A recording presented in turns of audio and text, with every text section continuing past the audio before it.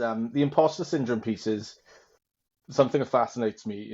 I'm quite open and honest. I'm very comfortable in being the most stupid person in the room when it comes to us pulling people together, right? In terms of the alliances, we've got some uh, people who've had exposure to all sorts of circumstances and scenarios and working in all sorts of environments, But I think within that, I've over the 11 years that I've been in the industry, I've seen careers flourish with the individuals who welcome that vulnerability and achieve vulnerability and vulnerability status, in certain areas to then become more competent in it, right? And I think it's accepting that in this industry specifically, and probably not limited to this industry, right? I think everything's a learning curve, and maturity and experience is Yeah. everything. But I think being able to go on a journey and fail and not be set back by that is critical to success, right? I don't know if that's a bit of a cliche, but Yeah. it is.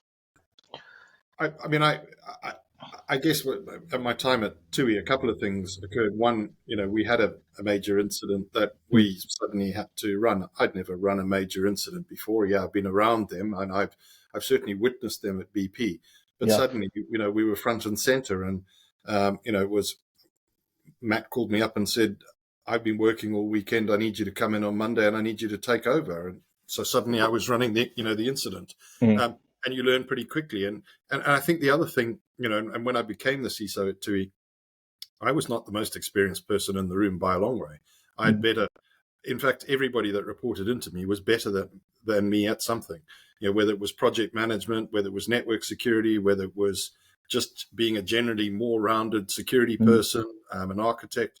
They were all more clever than I was. And you've got to kind of accept that and go, you know what, that's what I need, because I need those people. And when we're having who knows, whatever it is, network problem, get the most experienced network person in the room and ask them the questions and listen to them and support them and enable them, and they'll enable you. So, I think whilst it can be terrifying at times, walking into the room on a Monday morning, not knowing anything about the incident, not having access to the data, and being thrown into a meeting with the leadership team to give a status update, you kind of go, "Seems like, I'm completely out of my depth here." But 2 days later, kind of got it under your belt, and you're dealing with it, and you're learning, and you're working with your team, and you're finding the right people, and you're consulting with your network, and and suddenly you've become an expert in it. So I think, I think that was a big learning for me. It's critical, I suppose. Quite important learning, right? Yeah, it's amazing what you can do when you apply yourself to it. But you don't always get the opportunity to apply yourself. But when you get the opportunity, take it. I didn't know anything about implementing risk management systems, yet we implemented a complete risk culture change at BP, and we measured it. It was a sizable step. We completely changed the way the board reporting was done, and that was through, we got some people to help us who were cleverer than we were, and we listened and we did it, and then we took it even further. So take those opportunities. Don't be scared to. You might fail. So what? We all fail at something sometime. Exactly. What's the worst that can happen? You find another job. Yeah, exactly.